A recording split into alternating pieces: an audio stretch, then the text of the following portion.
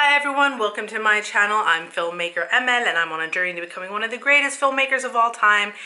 I'd like you to join me on my journey, and today I will be speaking about my journey, the early years. I feel a little COVID-y today, so I thought, you know what, I'm going to take it easy and I'm going to share something.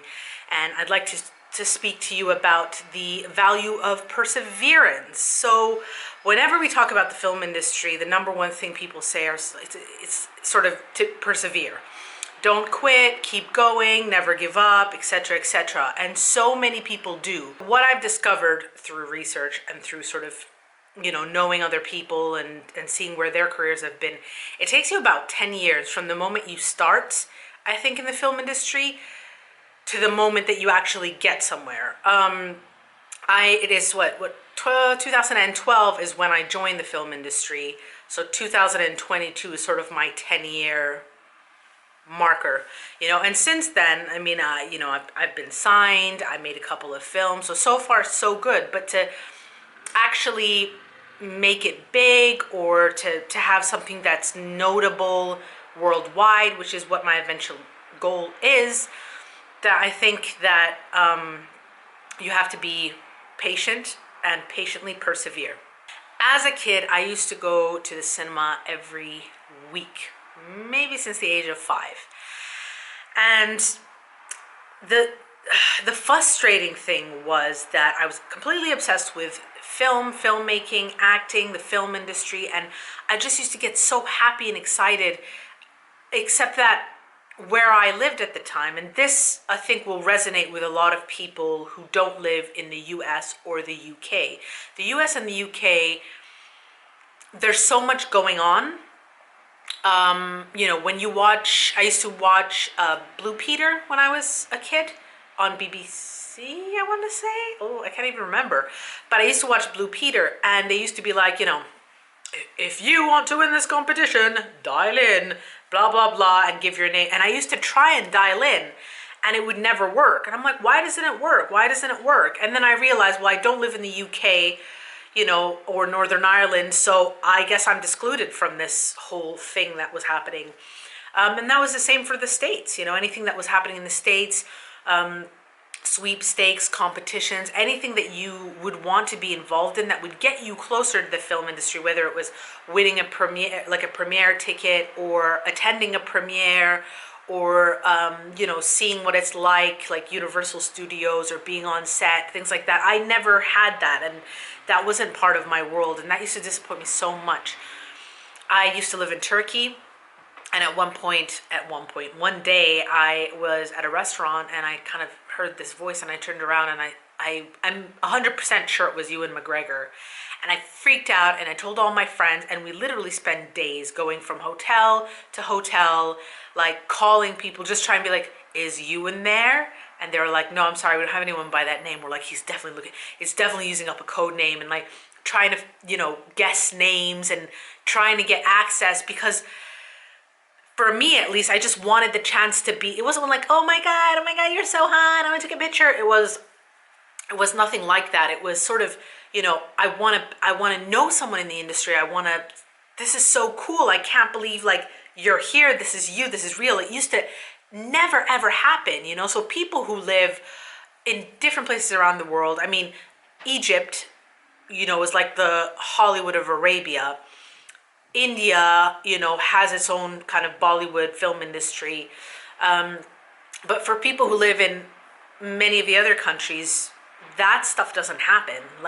If you live, Madagascar, and you were in love with the film industry, seldom would any kind of celebs go there. Seldom would you have film festivals. Seldom would you have, back in the day. Obviously, many things have changed now, which is great. And the internet has brought us closer. And, when I was young, the internet was so it wasn't really a thing. But, yeah, I just remember trying, and no matter what, it would never work. And when I got to university, I tried to get involved in theater again. I tried to set up a play. We tried to do The Crucible. It kind of fell apart. Eventually, when I got to my master's program, I thought, okay, you know what? Let's do something about this. And I don't know how I heard, maybe I was researching, but it said show up to this casting space. And I did, And I had no idea what I was doing. They were just like taking my measurements, taking photographs of me, and I thought, okay, whatever this is. And then I found myself on the set of Kick-Ass, the Matthew Vaughn film.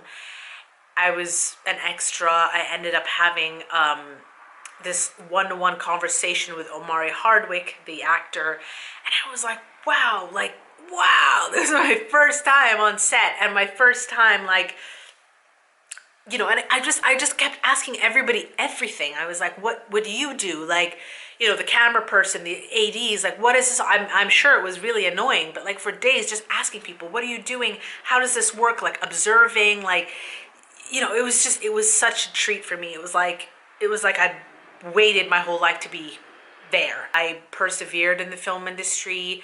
I made my first short film. I attended film festivals. I try to educate myself. I try to make films. I try to meet people. And today, it's almost surreal. I can't even imagine. I mean, I can't describe the joy that I feel that I am finally in the industry to which I have desperately wanted to belong. I used to get so frustrated I wasn't there. I wasn't at these events. I wasn't at the film festivals. And now I'm showcasing my films at these film festivals, and people are watching my films and talking about my films. And my colleagues, you know, whenever I watch films in the theater, my colleagues' names will come up on the credits list, and someone will say, oh, you know, so-and-so cinematographer, so-and-so director is doing this or doing that. I'm like, oh my God, we had lunch last week and I know this person. And like, how does that happen? Like, yeah, I know this is completely different to what you guys are used to in terms of my videos, but I just wanted to share a personal experience today and just let you know that perseverance really is key. That I just have no words, but I'm very happy where I am now, and I hope to get further and further along in the film industry. And it is such a joy for me, not just to see my journey progress, but to see other people's journeys progress.